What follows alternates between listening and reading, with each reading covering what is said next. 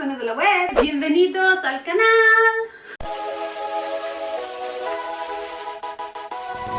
No, oye, aguanta, no le cambies todavía. Espera, dame un momento. No soy otaku. No es lo que parece. Ay, pero ¿cómo se lo van a creer si hasta el banner de mi YouTube es súper otaku? El día de hoy les quise traer un video ensayo muy interesante que partió todo de algo no tan interesante. Seguramente en estas últimas semanas habrán escuchado el nombre de un bebé que está rompiendo la internet.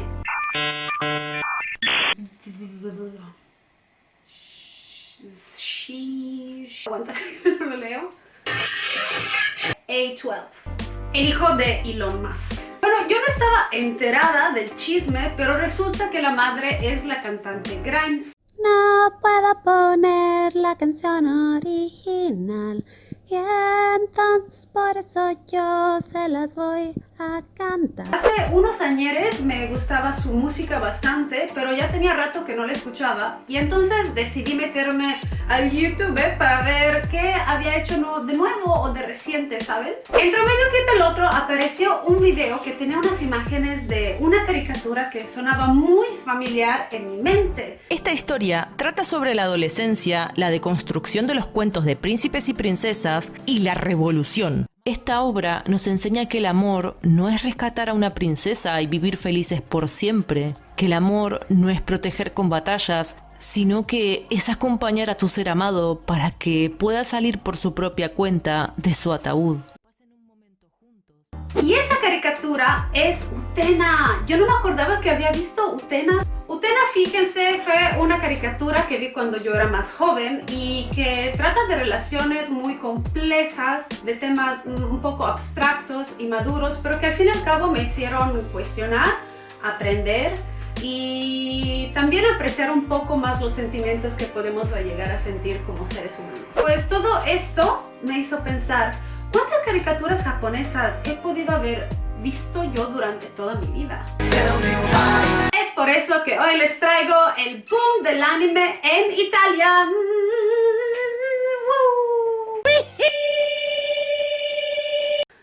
Special effects.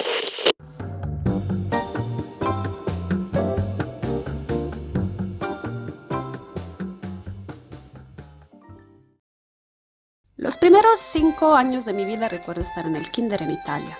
Ay sí, esa hermosa época en la que uno no tiene preocupaciones y se la puede pasar todo el tiempo viendo caricaturas y echando el ocio.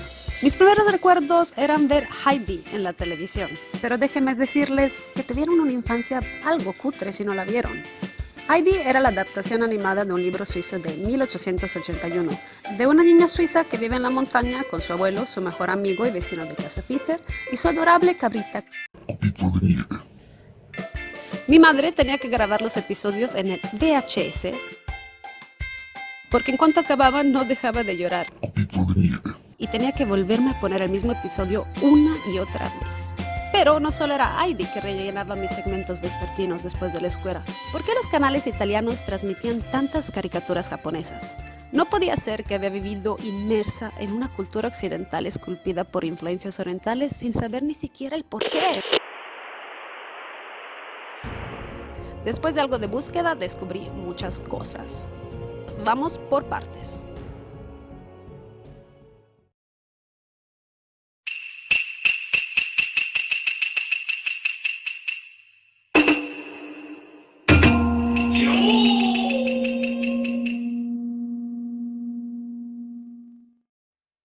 Para los que no están familiarizados, el anime es básicamente el concepto de las caricaturas animadas japonesas.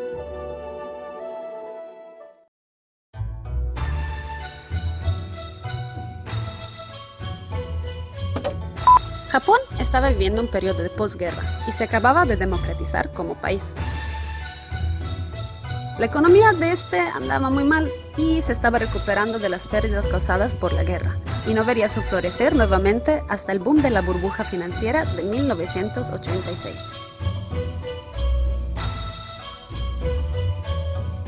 La animación de caricaturas ya había tenido su comienzo en la primera mitad del siglo XX. Pero entonces, los productores de animación en Japón contaban con instalaciones muy pobres y equipos reducidos, dificultando todavía más la realización de animaciones notables como ocurría en el occidente. Hasta que, a finales de los años 50, una pequeña compañía empezó a florecer, con el propósito de convertirse en el futuro Walt Disney del Oriente. Y así, empezando a reunir artistas y a producir cortos y largometrajes para exportar del país, fue que nació el estudio de animación más grande de Japón, Toei Doga.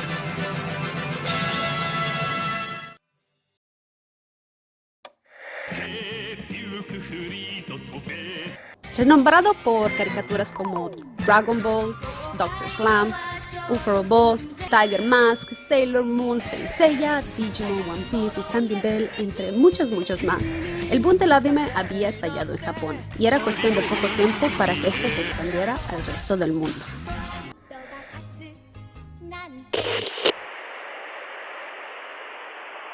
Inesperadamente, el país en donde este movimiento cultural predominó fue un famoso país en la Europa meridional en forma de bota que todos conocemos por su deporte, su comida y su cultura.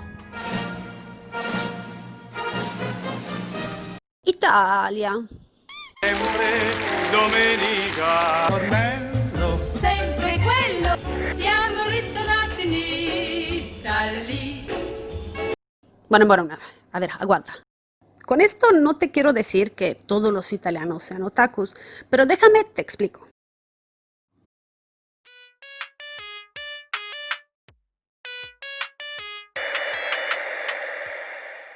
A lo mejor la mayoría de ustedes estarán pensando que el mayor exportador de animación japonesa es Estados Unidos, pero en realidad Italia le lleva la ventaja, y por mucho.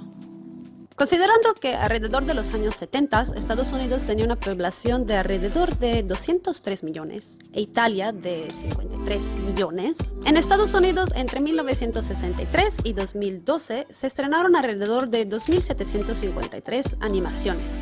Esto incluye televisión, DVDs, VHS, cine y otro material que haya podido ser distribuido por el país. En cambio, en Italia, entre los años 1976 y 2006, solo en la televisión se transmitieron 690 animes. Y esa cifra no incluye las estadísticas de ediciones en VHS, DVD, de viejas y nuevas series y estrenos en el cine, sobre todo de los años más recientes, en donde la tecnología y gráfica han evolucionado mucho.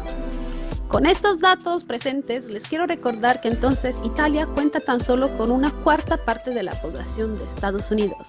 Y aunque hay muchos factores que se deberían de tomar en cuenta, las cifras dicen algo por sí solas. Italia fue el primer país occidental que reclamó una película de animación japonesa oficialmente, en el año 1959 en la Muestra de Cine de Venecia, siendo esta La leyenda de la serpiente blanca, que estaba basada en una antigua leyenda china, llevándose hasta el premio en su categoría de cine para jóvenes. Esta película, como dato curioso, fue la película que inspiró a un aquel entonces joven Miyazaki, fundador del legendario estudio Ghibli, a estudiar animación y dibujo. La manera en la que los animes se asimilaron a la cultura de los italianos fue muy repentina. Entre los años 60 y 70, los animes empezaron a dejar de entretener televidentes solamente en Asia, y las primeras series japonesas llegaron a Europa, introducidas en Francia en el año de 1974 y los años 2 siguientes en España e Italia, alcanzando su máximo apogeo a finales de los años 90. Cuando los primeros animes llegaron a Italia en los años 70, no se les llamaba anime, sino simplemente dibujos animados o cartoni animati.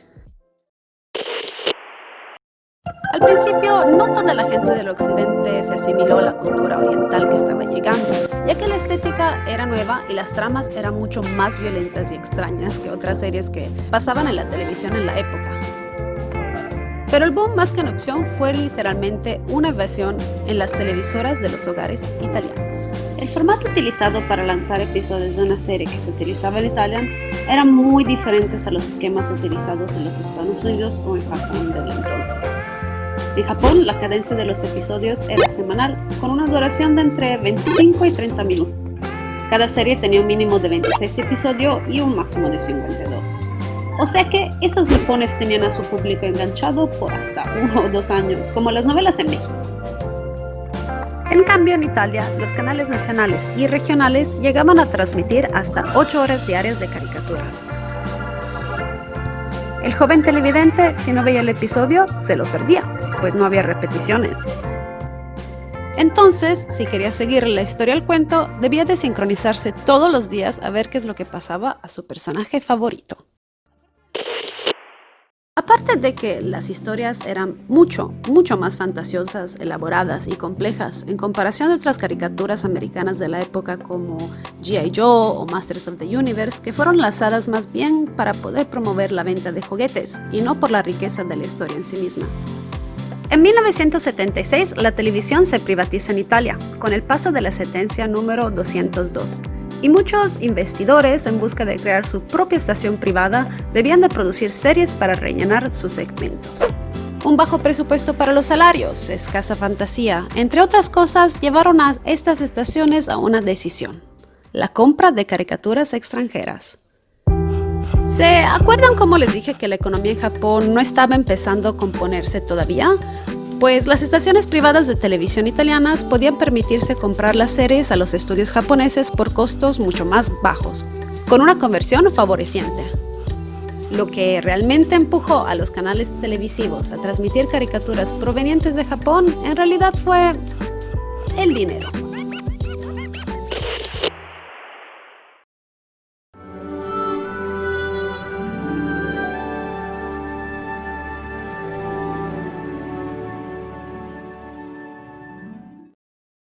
Para entender cómo los animes empezaron a penetrar la cultura italiana, tenemos que saber quién fue un personaje que obtuvo un rol crucial en esto: Cristina D'Avena.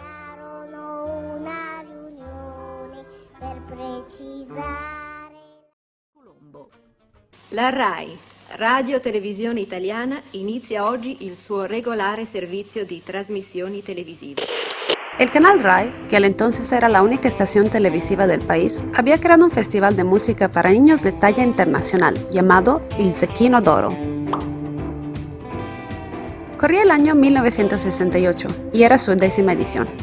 Y una pequeña niña de 3 años se llevó el tercer lugar con la interpretación de la canción El Vals de los Mosquitos. Esa pequeña niña un día llegaría a ser la voz italiana más reconocida por la nación.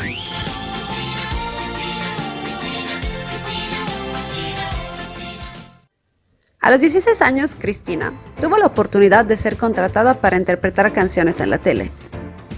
Y con la llegada de los animes y su popularidad en aumento por Italia, una oportunidad todavía más grande se presentó. Ai Shitte Night. Una historia de romance adolescente basada en un manga shoujo del mismo nombre, donde un adolescente se enamora de un joven que toca en una banda de rock. No les quiero spoilear la serie, pero lo voy a hacer de todas formas. Los personajes principales se terminan casando y viviendo un happily ever after ending. A la Cristina obviamente ya le habían pedido que interpretara la canción para la serie animada, hasta que los productores italianos decidieron traer una adaptación a la vida real de este anime. ¿Y a quién cree que le dieron el rol principal? Adoptado como Love Militia, la serie se volvió el hit del momento. Los personajes indumentaban looks muy, como dirían en Argentina, recancheros, y hacía latir el corazón de muchos adolescentes. Más que tener una trama tradicionalista, el anime abordaba una historia que no tenía barreras culturales, con un lenguaje universal que todos podíamos entender: el amor. Esta serie marcó a Cristina como un ícono nacional y hasta la fecha ocupa un lugar muy especial en el corazón de todos los italianos. Con más de 700 canciones interpretadas para las adaptaciones, 7 millones de copias vendidas, Cristina D'Avena se convirtió en la compilante e intérprete principal de todos los temas musicales de caricaturas, que se volvieron himnos para la juventud italiana.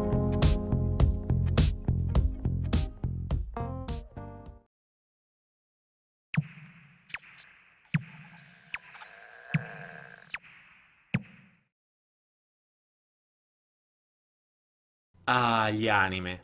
Prodotti giapponesi che hanno aperto le nostre menti facendoci entrare in contatto con altre culture. Ci hanno agevolato nell'addentrarci all'affrontare tematiche più mature e via via più profonde. ci hanno resi più creativi, ci hanno fatto stringere nuove amicizie e fatto comprendere meglio chi siamo noi stessi. Con una censura casi inexistente, los jóvenes italianos fueron inadvertidamente influenciados por contextos culturales diferentes a los habituales e inclusive políticamente incorrectos. En la Italia de aquel entonces no tenían un Chavo del Ocho que los entretuviera. Aparte de shows como Barbapapa o La Pimpa, no había mucha oferta de caricaturas non-made in Japan. La manera en la que los dibujos venían animados, los diálogos y conceptos sociales diferentes, y por lo menos estos últimos, eran un problema. ¿Cómo sustituir enteras escenas con diálogos y chistes referentes, por ejemplo, a un platillo típico como el sushi, si hasta la palabra no se conocía a la época? O por ejemplo, para los japoneses, el tema de ver gente desnuda en las casas y baños públicos o termas es un concepto socialmente más aceptado, y para el espectador occidental tiende a tener un contexto que roza un poco más lo erótico. Eventualmente la censura también llegó a Italia. Aparte de quitar escenas representativas de violencia excesiva o escenas demasiado insinuantes, obviamente habían adaptado anteriormente el nombre de algunos personajes por unos más occidentales. Por más de 4 décadas, la cultura japonesa ha sutilmente influenciado la manera en la que se expresa el arte en Italia. El anime empezó a formar parte de muchas culturas populares, expandiéndose al resto del mundo. Dejando de ser un lazo de unión solo para algunos aficionados, el anime se ha vuelto algo indesdecible de nuestras vidas. ¡Por el poder del prisma lunar!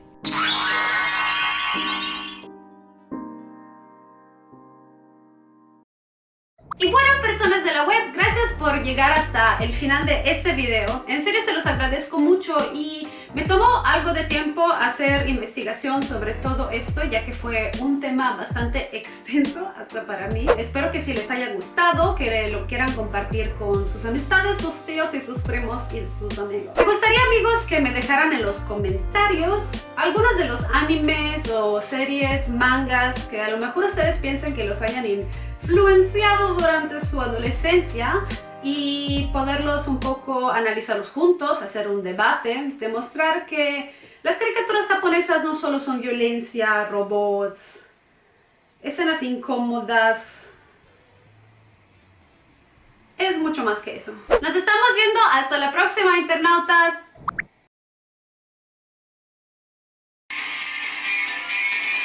Dan dan kokoro hikarete ku kono mabushi egao ni hatenai yami kara tobidasu do hold my hand.